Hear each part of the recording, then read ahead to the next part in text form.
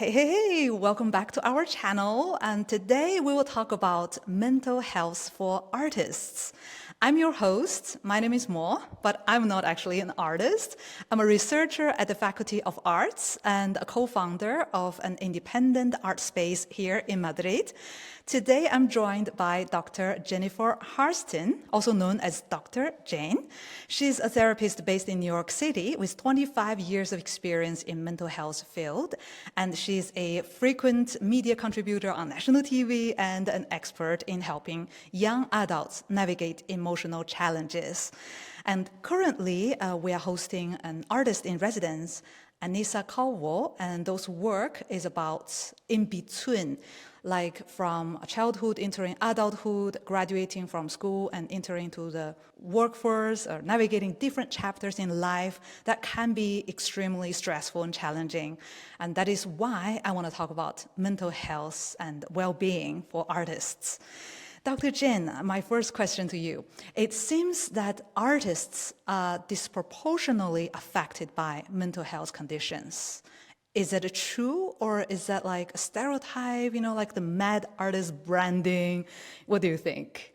I think the truth there is probably somewhere in the middle, right? I think that we probably have more artists who are more in touch with their emotions and their feelings and all of those things. So they're channeling it into their art, right? So they're finding this really beautiful, in many ways, very healthy outlet. But because they're much more vulnerable in being able to share all of those things, we kind of are like, oh, they have a problem. They have these mental health challenges. They're crazy or mad in some way. So I do think that it started how many years ago that the artists were mad and all of this stuff. And I think it has kind of perpetuated. But I think that there's a combination of a beautiful way of being able to just share kind of the inner part of yourself. And that vulnerability for many people is in kind of mental health challenge, while for other people, it's just a beautiful way to express. So I think it's not as black and white as we want it to be. It's somewhere in the middle.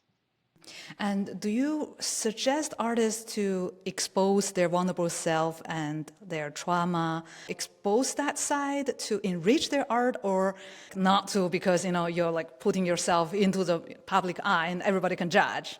I think that's what makes artists so special, right? Is that they are so tapped into their vulnerability. I think that's one of the things that makes art. And then what does it do? It pulls the vulnerability from people around them, right? So why does artist A resonate with me, but artist B does not? Something in the art pulls something internally for me. And that's how we connect over art, right? Over shared experience, or it taps into my own vulnerability and my own emotions.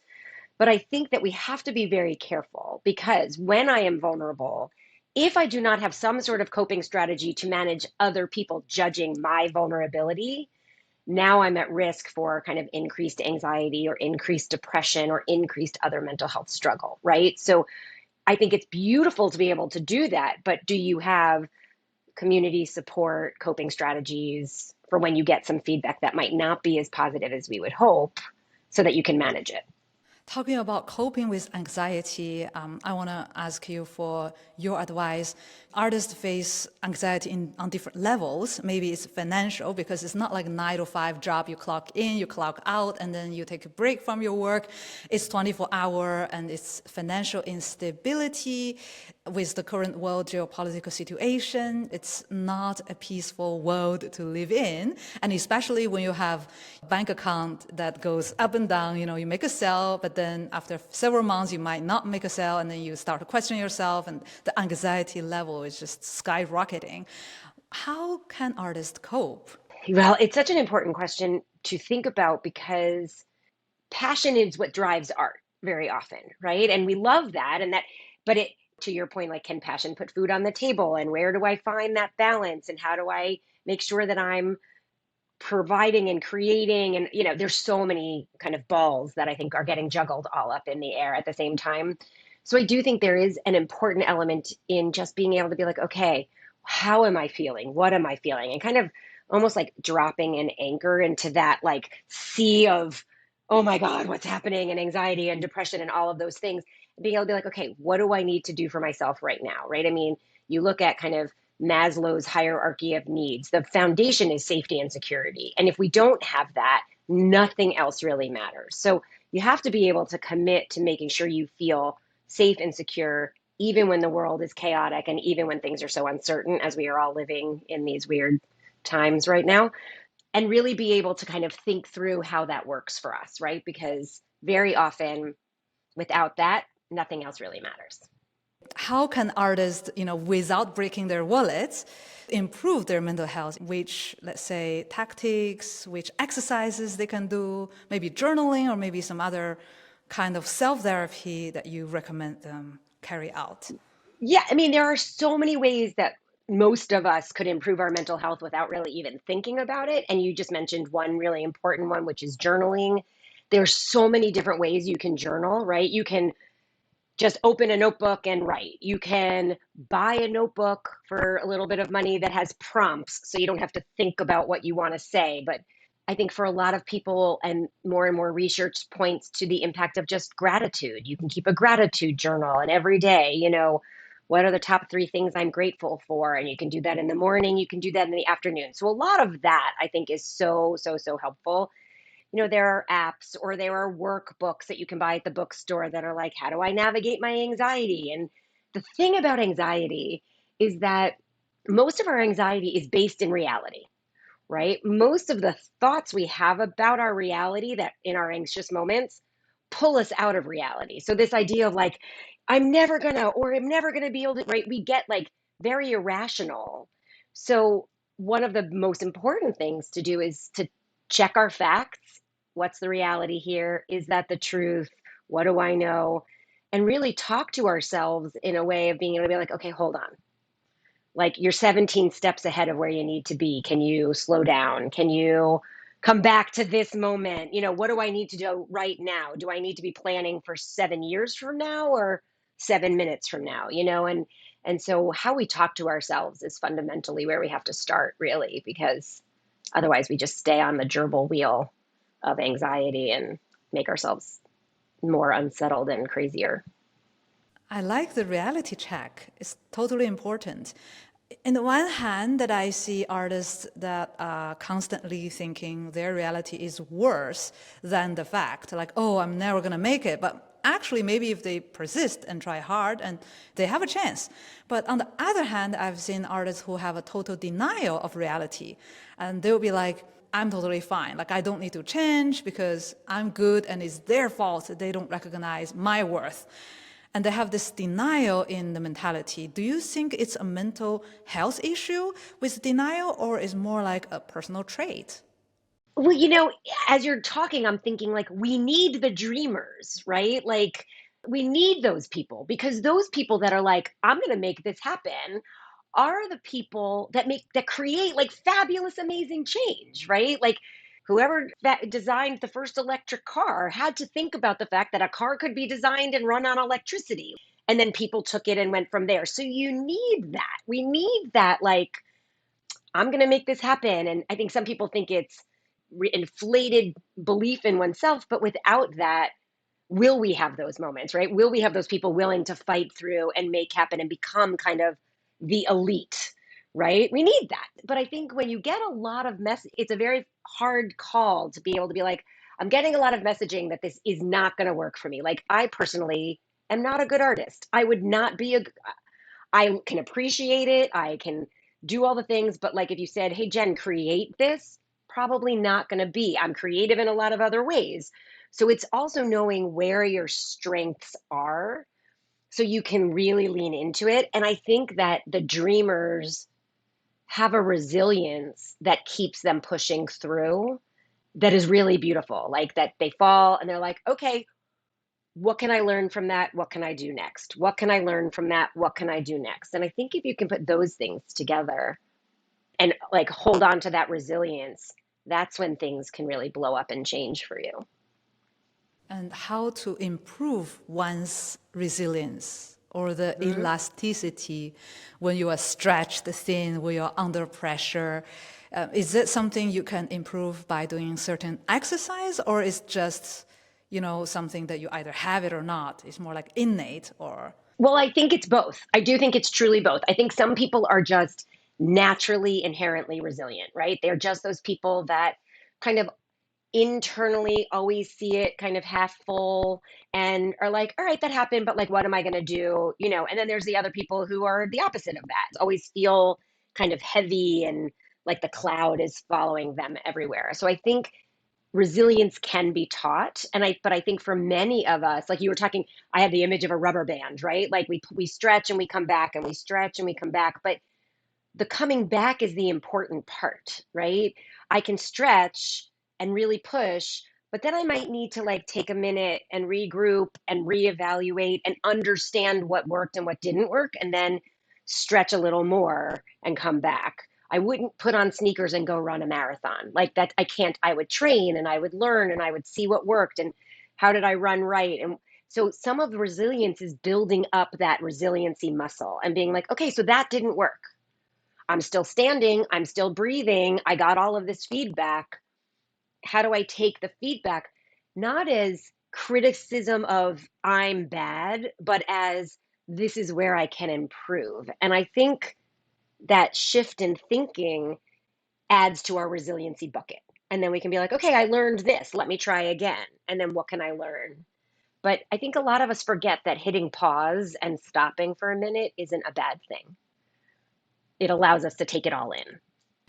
And a lot of the practices of artists are self-centered, maybe because they want to tell their own story, or maybe because a demand in their job, in their line of work, to be self-centered. So everything is about themselves. And that can lead to, I would say, one thing is the suspicion of being narcissistic.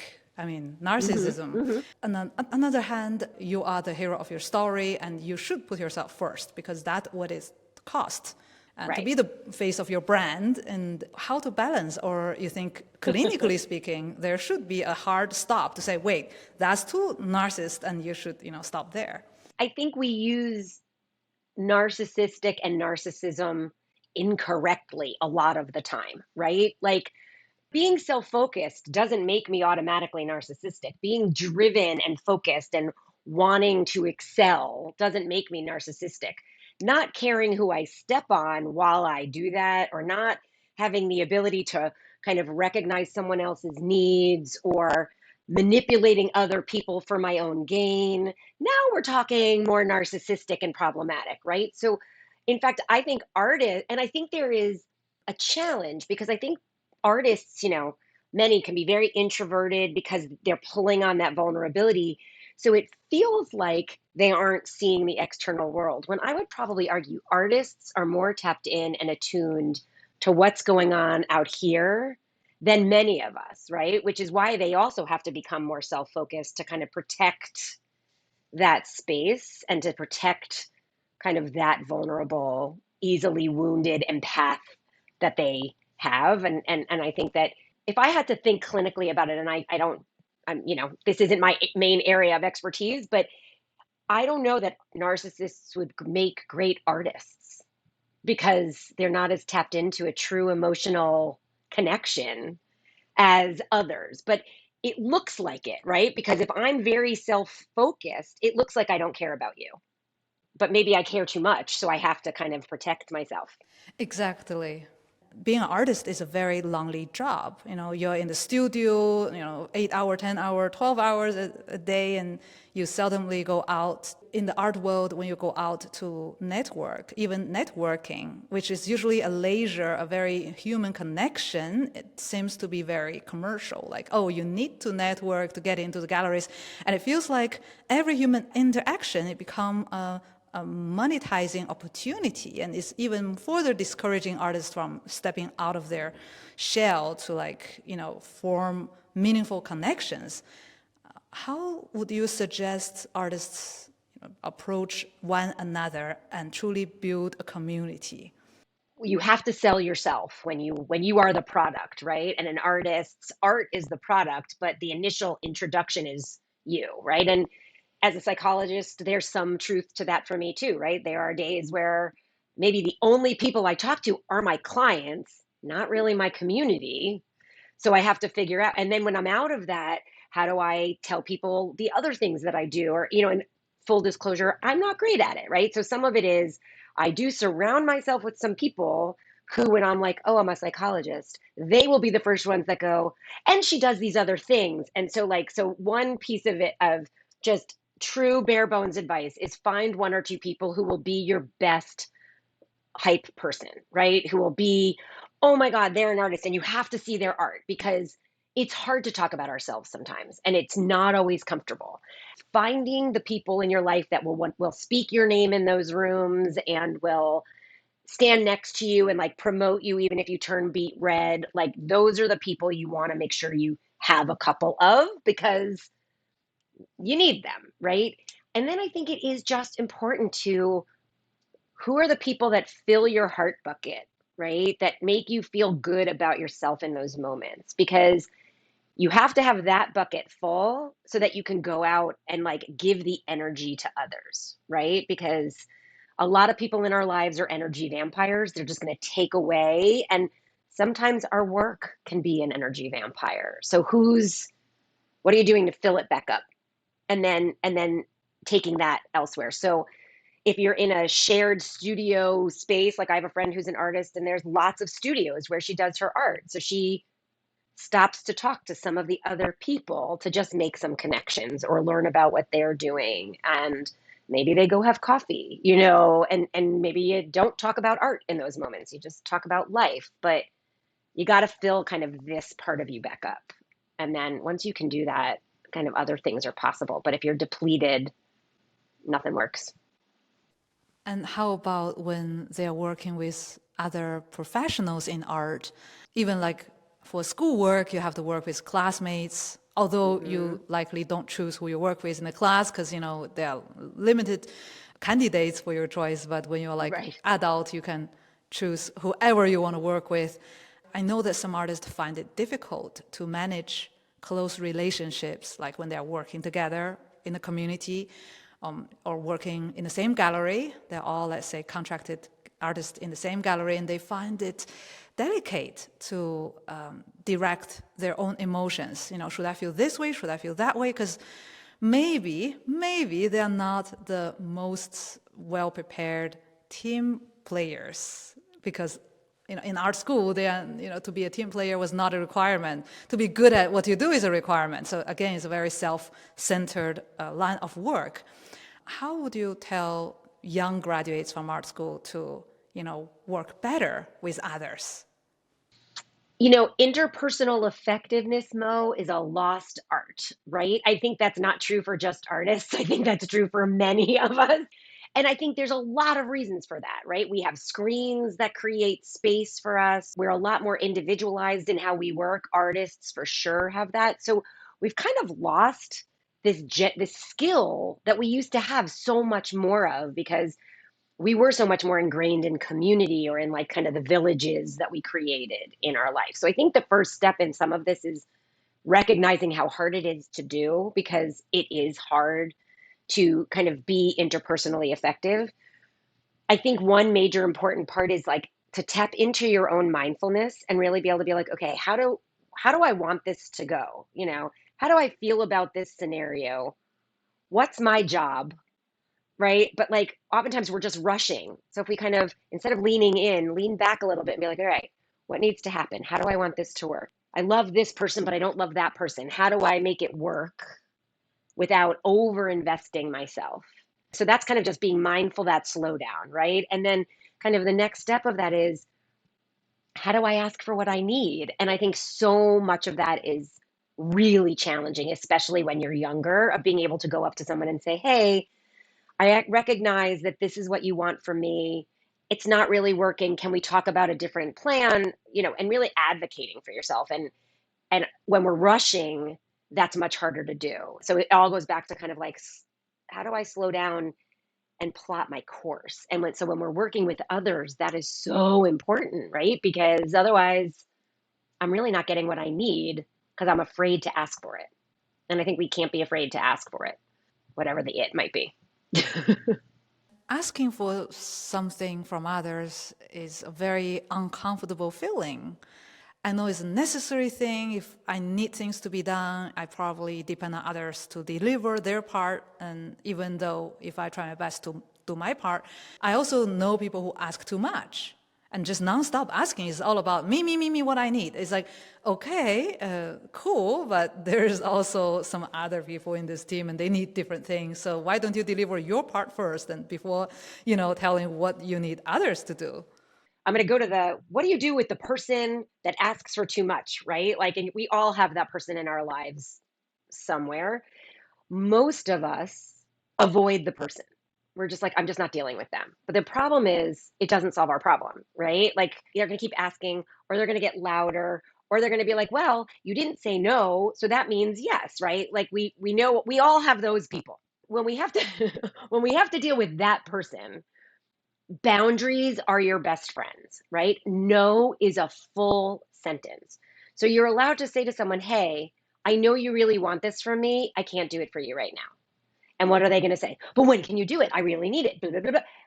I'll let you know. I can't do it. So you have to kind of broken record some things, meaning you just have to say the same thing over and over again in as many different ways you need to say it. Hey, I know you want it. I don't have it ready. I'll get it for you next week. Well, what day next week?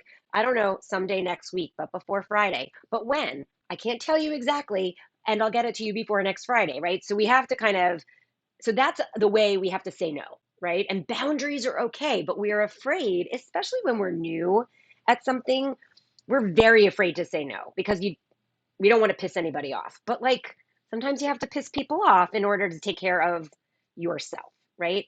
In the ask, when you said some techniques, there's some really amazing skills that you could use. And one acronym I like to teach people is called Dear Man. And Dear Man basically is an acronym that talks about how to ask people for something, right? So it's like describe the situation. Hey, I really need this thing from you.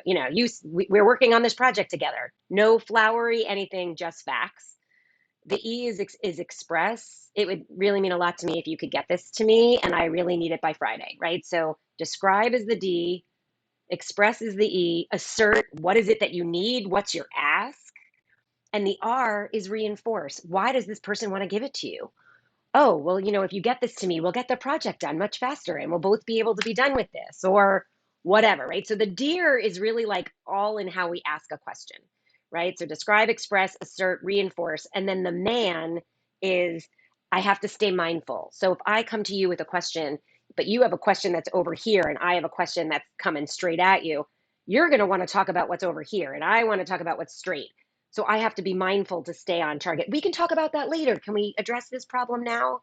I know you want to have that conversation. Can we finish this? Right? We all get sidetracked by things. The A in the man is appear confident. When I have to ask you for something, I might not feel so confident. But if I look like I'm confident, you think I'm confident. Inside, I might be like jello. But if I look like I'm got it, people will respond to that. And then the N is like a negotiation, right? I want to give you something Friday, you want it Monday. Can we negotiate and agree on Wednesday, right? So we have to be willing to give to get in some of the asks.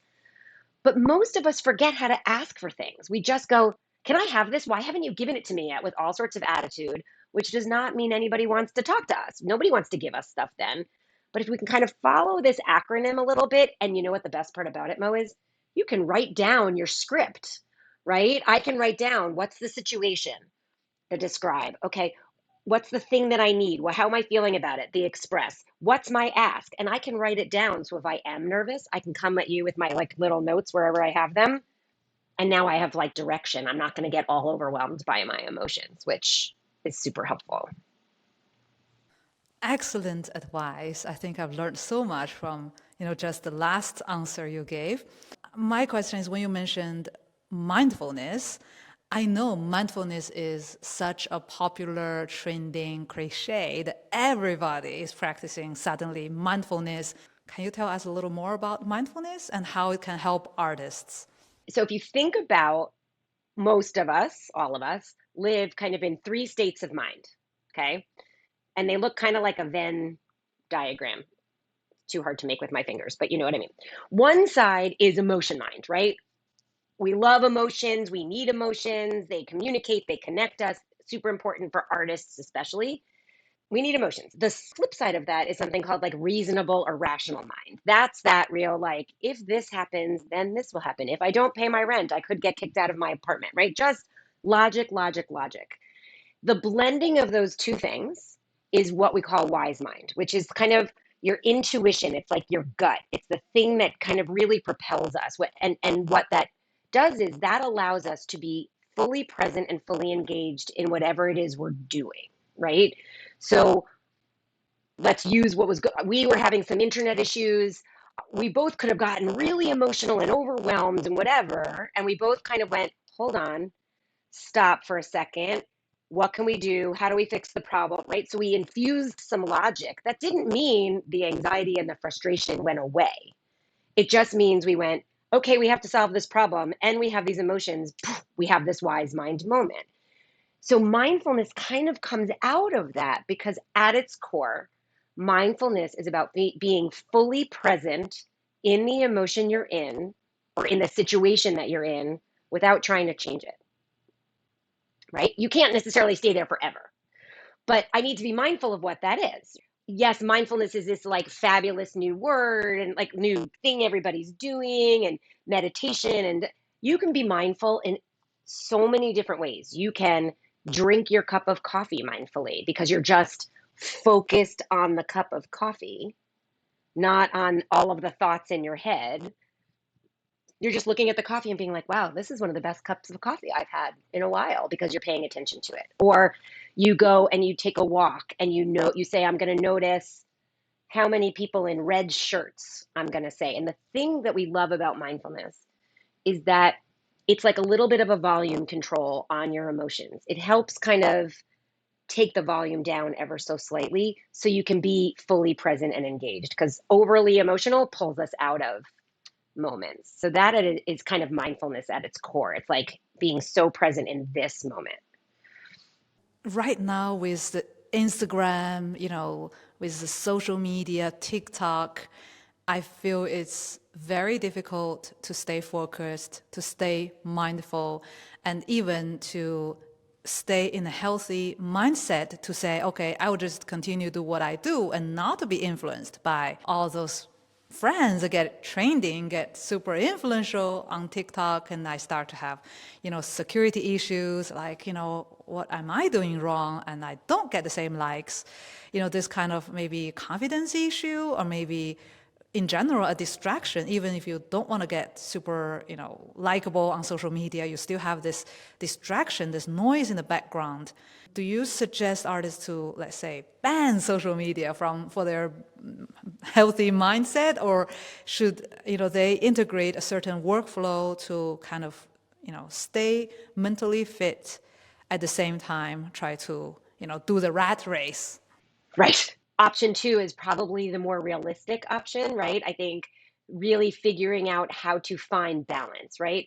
We always want to talk about work life balance, but I think it's really more about work life integration, right? So, unfortunately, how do we get our things out there? Very often it's through social media, very often it's through use of those tools and methods, but create some boundaries around it. If you know it doesn't make you feel good when you're on it, then limit the amount of time that you're on those things, right? If you know that I pick up Instagram and 2 hours later, I have no idea what I just did, but I was on Instagram, then maybe set some timers or download an app that'll kind of come up, it'll pop up. And I think you can even do this on Instagram now where it pops up and it's like, you've used your 30-minute allotment. We are all basically instant gratifiers at heart. We like the dopamine hit, we like the way it feels. So sometimes we need some external parameters. So I think for artists, especially, getting caught in the comparisons is not surprising, right? It's not, all of us compare. We do that all the time. But when it's becoming the thing that's making you, or that when the comparison is the thing that's causing you to make decisions out of the comparison versus out of your own want and desire, then set limits on social media or create boundaries around how much you're looking to what other people are doing versus engaging and investing in what you're doing for yourself. And with AI coming to take our jobs, a lot of people feel very insecure. They feel, in the full panic mode. And either with a rejection, like I will never touch AI, it's evil, or trying to rush to embrace it, to say, the only way I would survive is by converting myself into an AI master. It's such an impactful moment in our history. We've never seen something like that. What do you suggest artists do to cope with the brave new world of AI? Well, I think so much of the fear is because we don't know. When we don't know something, we're afraid of it.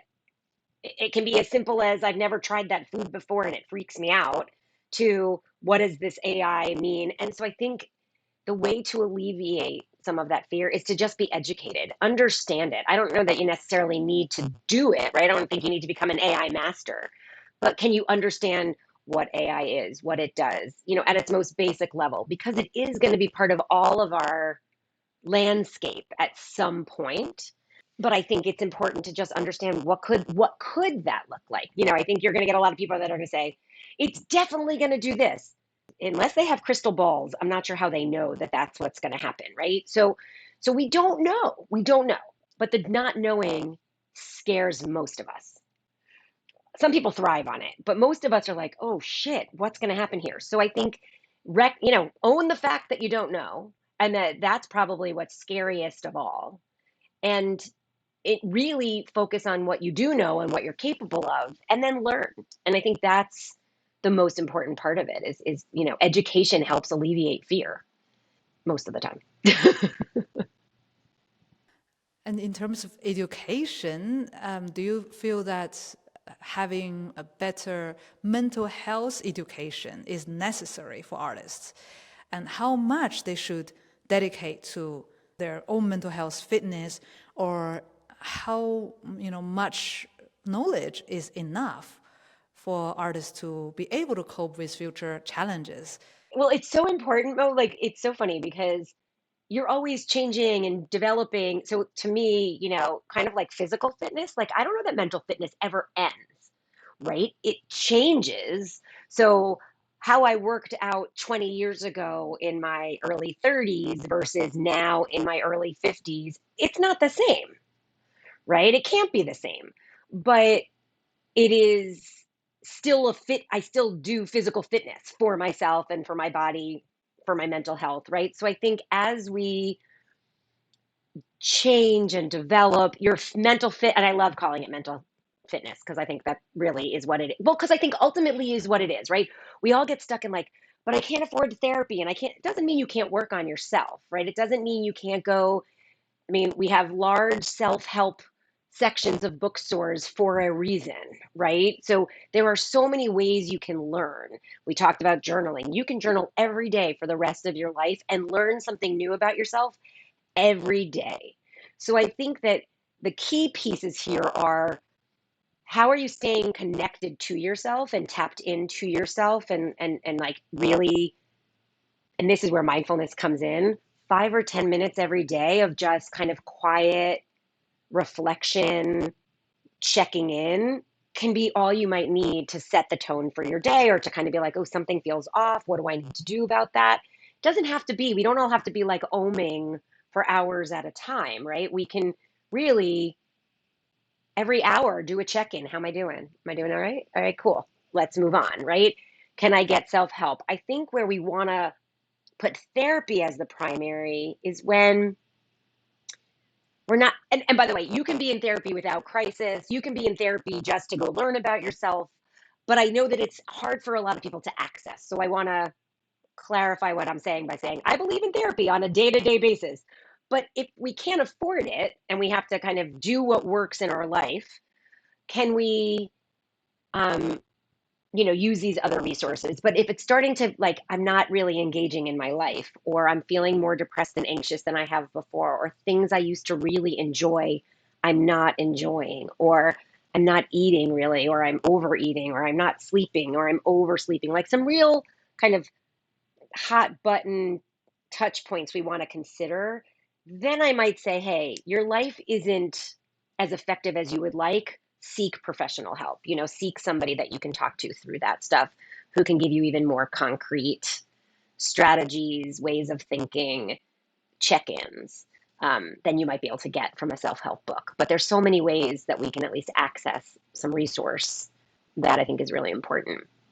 And now I have some questions regarding how others around artists can, help improve the lives of their loved ones. Maybe you are a spouse to an artist, or maybe you're a parent to an artist, or a dear friend to an artist, and you want to be able to help this person grow and at the same time provide that support and comfort. I also want to tell the truth, which might not be that sunshine flower. Maybe I want to say, this line of work is not for you, or, this new body of work is not as good as the last one. What happened to you? Like, I want to tell the truth, but at the same time, I know that truth can hurt. And should I tell the truth, or should I just, prioritize their well-being? Sometimes it's, a difficult position for me. What do you think? Yeah, it is a difficult position. I work with a lot of teenagers and they'll ask my opinion. And my response very often is, are you asking for validation? Hey, you're doing a great job. Or do you really want my opinion? Right? Because now most people are like, oh, if you're saying it that way, then it's not going to be good. And I'll say, no, you don't know what I'm going to say, but it might be a multitude of things. But are you ready to hear it? And I think kind of setting the stage is important, because if someone runs in and is like, take it away from a piece of art, they run in an outfit that they love and you're like, this is the ugliest outfit ever, right? But they love it. You're not going to turn around and be like, that's awful. But you might say, wow, it's a really beautiful color. What do you love about it? And so let's learn from them about what they're proud of or what they're excited, so kind of as the person on the other side, leaning in with some curiosity about what they think, right? And then that might not be the right time to be like, that outfit, not a great outfit, wasn't flattering at all. But it might, but the next day you might be able to be like, I loved that you loved that outfit, but you asked my opinion and I didn't want to rain on your parade in that moment. I think you have things that look better on you. And if you feel great in it, I don't care. But since you asked my opinion, I just want you to know. And it doesn't have to be in that. We don't want to pop someone's balloon, right? Like if someone's super excited, I might wait a day to give them my full and honest opinion, because I don't want to pop their balloon. I want them to be excited about whatever it is, unless it's like something potentially dangerous or something that is putting them at risk. Then I'm going to jump in and be like, yeah, that, dangling from the side of a bridge while you do your artwork is not a great idea. Let's not do that, right? Like, but I think we if people want our opinions, they have to be open to our opinion. And so sometimes having a little check-in on that of, so what do you think? And I think couching any feedback in, especially if you're worried about someone, right? Let's say as we were talking about people's just mental health, and like, what if they're not taking care of themselves? Being able to go, hey, I see how invested you are in this, and it's so awesome. And, which is very important not to say, but I'll come back to that in a second. And, and I'm really worried about you, right? And the reason we want to kind of get the but out of the sentence is but keeps it as an either or, versus I love that you're so enthusiastic and this. And now I have multiple options, whereas but or either or only gives me two options. So if we can kind of validate, hey, I see that you're really excited about this. And let's give you a little problem solve. People are better able to hear the feedback then, which people can hear feedback better when you give them validation, just in general. Excellent advice, because I often say but, and then their face is just like, okay, like full rejection mode is like, I'm not gonna hear what you're gonna say because it's not gonna be good. And I basically eliminated every chance I had to pass through a message.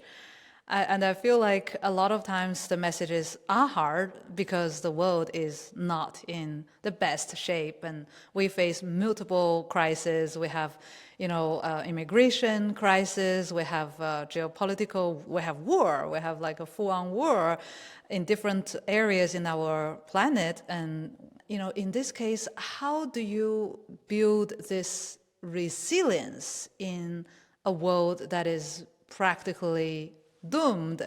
After 2008, the peak oil, every single day we have and we have had since 2008 is going to be statistically worse than the day we had before because of crisis in resources. And I feel like sometimes you have to kind of lie to yourself and say, you know what, I can still make it, even I'm, 60 years old and I can still make it as an artist, or even if I'm really exhausted in terms of every way possible in an emotional and financial level, and I can still believe in myself. And sometimes I feel that it's optimistic, overly cheerful thinking, but sometimes it might help us from collapsing. So what is the balance of lying to ourselves and put on the rosy glasses and telling ourselves the truth? Even with all of the bad that's going on, there's always something good. It might not be an equal, if we're on a scale, it might not be an equal balance, but like someone smiled at you as you walk down the street, something good, right? So it's not always bad, but when we're only under the cloud, we forget that there are still some good things. So that's where like a gratitude journal can be super helpful because it reminds us of the things that we are grateful for or the good that is happening in our lives. And we don't want to be a Pollyanna. We don't want to pretend that these things don't exist, but we got to get up every day and we got to put one foot in front of the other every day. And things in the United States right now, they just signed this horrible bill that takes, like we still have to get up and go to work. We still have to figure out how to get through the day. Like we still have to do these things. So we have to find the good, whatever the good might be and however small, but lots of small things add up to one big thing, right? So, lots of nickels add up to a dollar eventually. So we just got to kind of think about how to hold on to those things and not throw them away. And I think for some of us, deadlines are good, like I'm going to give myself X amount of time to see if I can make this work. And if it doesn't, then I have to reconfigure or reorient to something else. And that may mean grieving the loss of this dream that I have because it's just not working, or letting it fade a little bit to the background so I can build a life that helps me live. And this just still, it becomes a hobby instead of my job. And maybe I'll be able to shift gears on it. But I think deadlines and boundaries become really important when we're trying to figure out kind of like, can I keep doing this or do I need to change and shift gears?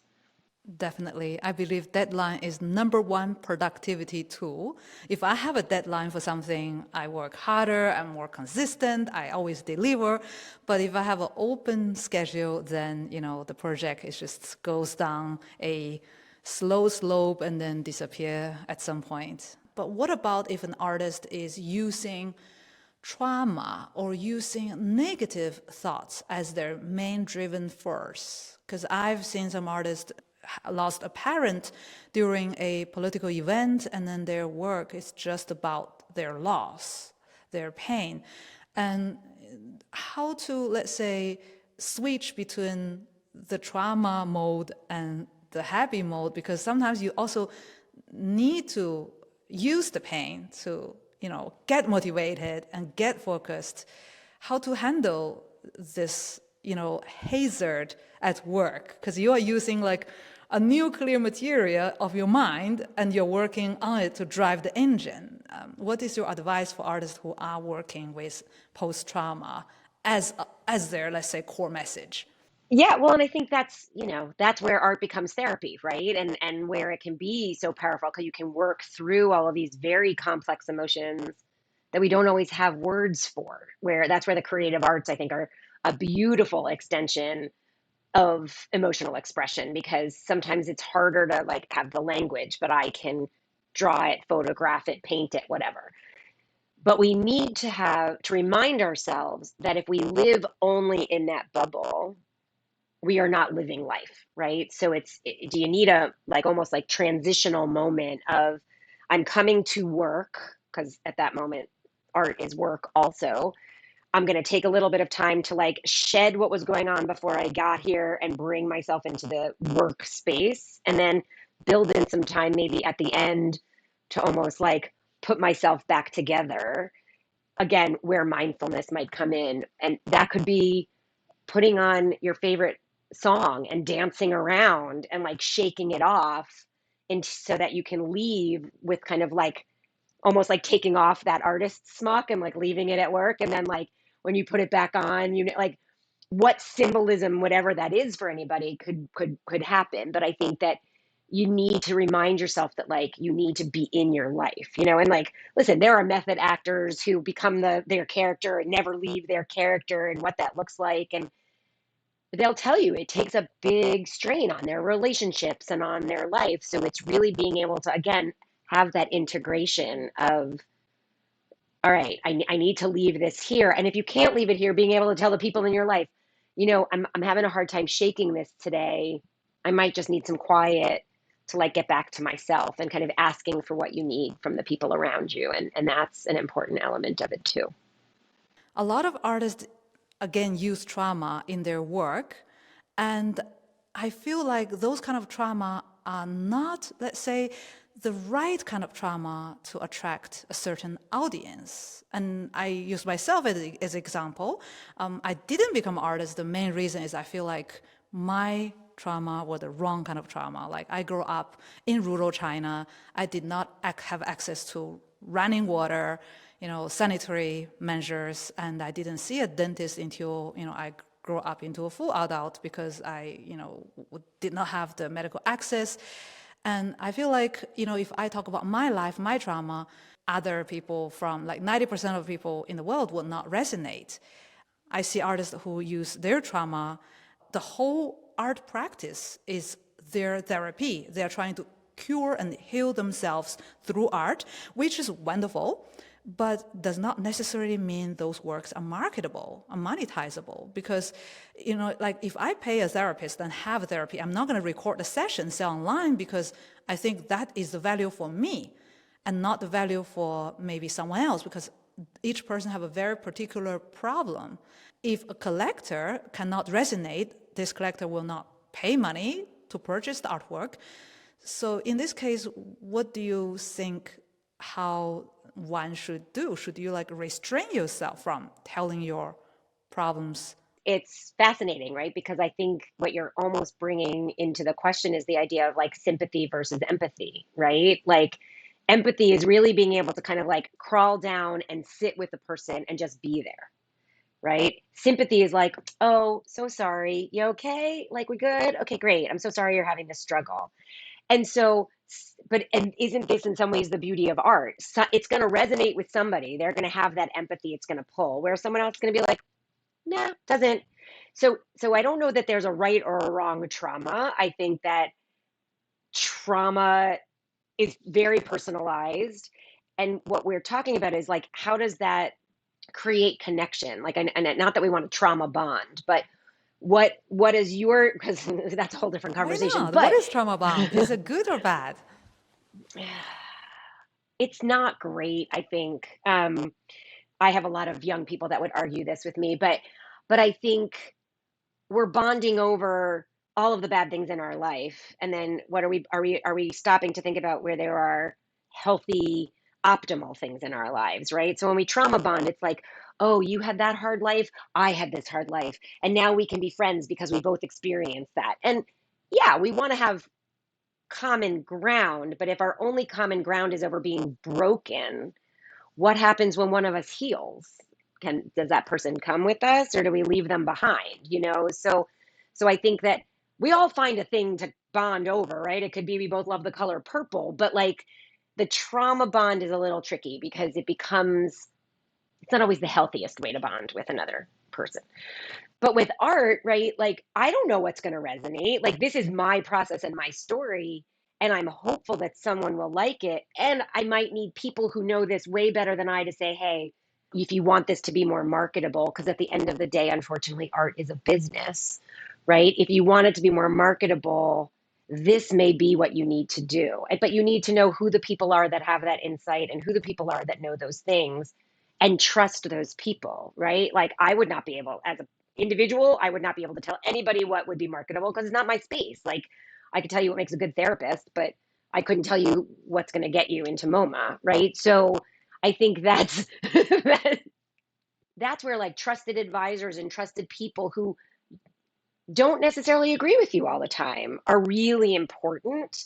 We engage in art or in anything we love because it draws us in, So I think I can't judge what someone else's trauma is right or wrong. I can just say that doesn't resonate for me. And so how do we learn what that is? And I don't know. I think consumers are fickle, so sometimes it's hard to know what'll work and what doesn't. But I think it's knowing who do you surround yourself with that can give you good advice that you trust. And I think fundamentally that's what matters the most.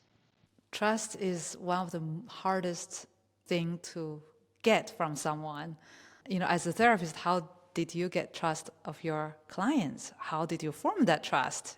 I think for me, in a lot of ways, I show up kind of very authentically. Like I'm not pretending I'm someone I'm not. I'm very much who I am. And this discussion is who I show up as in my office. And I look at a lot, I look at the young adults that I work with and the teenagers that I work with and their families, whoever's in my office. And I'm just like, tell me about you. Like, I want to be in this, I want to climb down the hole and sit in the shit with you if you'll have me, and some kids, it's fine. It's easy. Some kids are like, I don't trust you. I don't know who you are. Why should I trust you? Like, you're an idiot. In order to get people to trust you, I think the most important thing is to just meet them where they are. You cannot force trust on anybody. And so it's really get granted in my job, if someone really doesn't trust me after we've met a few times, we're going to talk about whether or not I'm the right person for them to keep seeing because I don't want to waste their time or money or my time and energy. But I think trust is really, how do we build trust with anybody, right? It's about showing up. It's about being consistent. It's about being honest. It's about not being afraid. And it's just about being your true self. And I think if you show up not as your true self, trust is a no. Not going to start anywhere for anybody. Excellent. Because we coach artists. For example, during the artist residency period, we have 50% online coaching and 50 on-site. And on-site, I feel, is very important to be able to form that trust because you're physically with someone in the same room. But at the same time, I feel like I want them to grow very fast. So I kind of push, why don't you do that?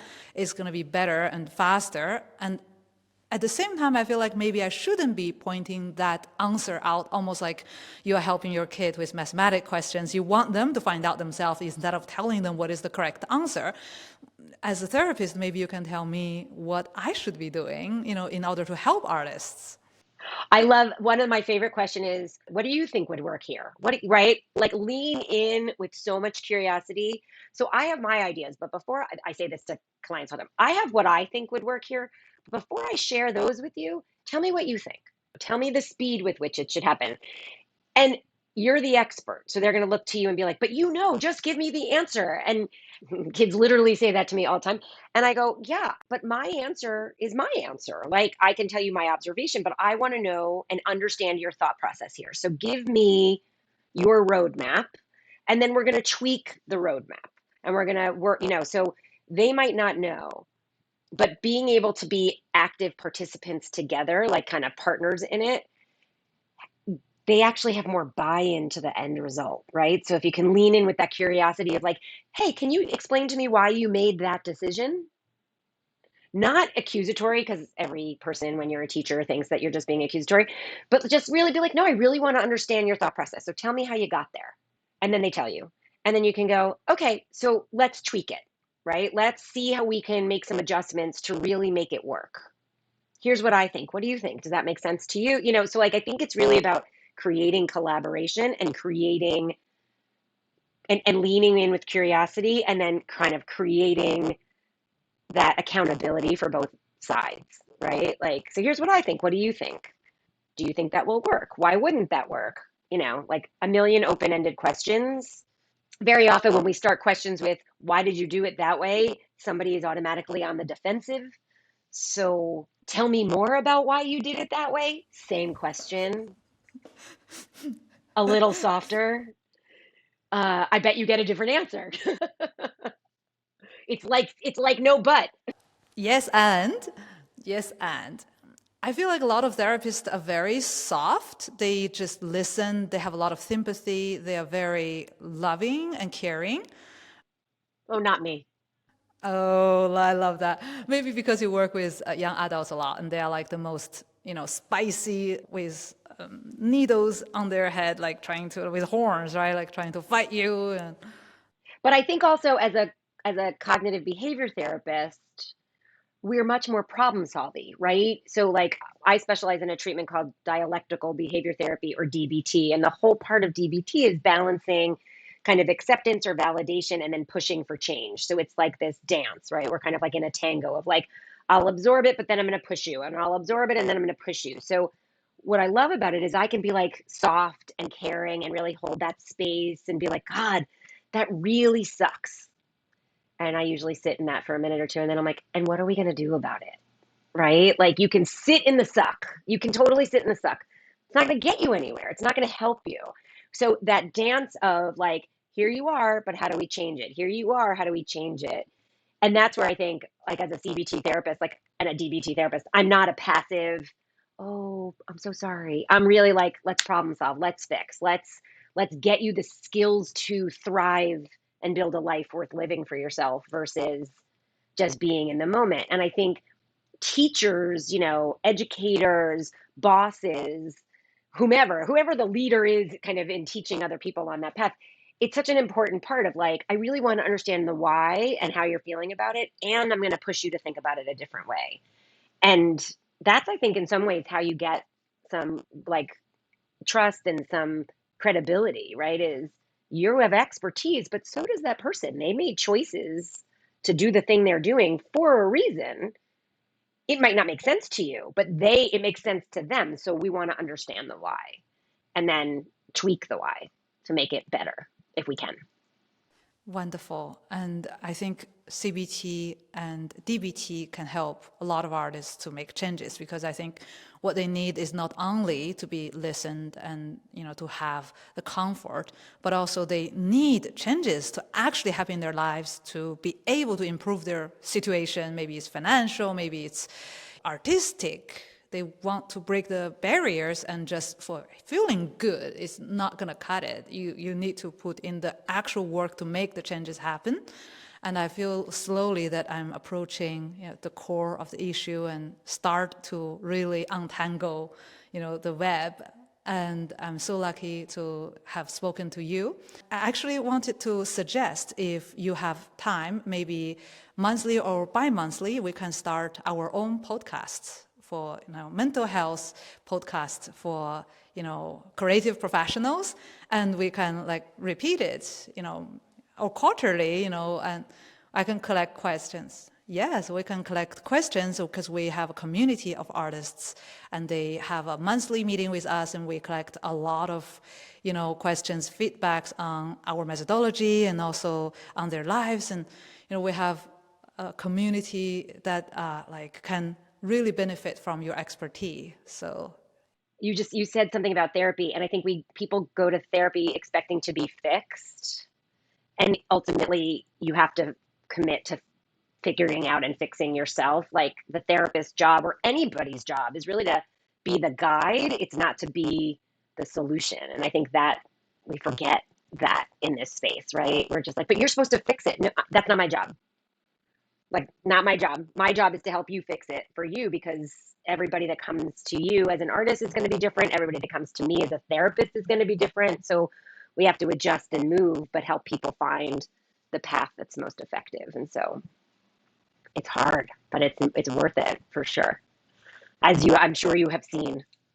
and if you can give one sentence advice to struggling young people or people in transition who are like entering different chapter in life, which really what young people experience is many of us adults experience when we enter a new domain, a new job, a new chapter in life, what advice would you give? One sentence. Can I give you two sentences? Can be two sentences. Okay, I'm going to give you two sentences. My first sentence is failure is the best way to learn. And the second one is everything can wait 5 minutes. Yeah, do not get mad at yourself or at others too fast and make decisions too soon. Slow down. Everything can wait 5 minutes. Breathe and slow down. I think we all get our emotions speed us up, and then we feel like we need to do. And if you can kind of stop and slow down, you will make much better decisions at the end of the day. So just like tap the brakes. Wonderful, beautiful. Thank you. Thank you so much. Of course, you got it. And hopefully, we'll see you again in a different episode. That would be great. We can make that happen. Thank you very much. And thank you very much for watching. See you in the next video. Bye.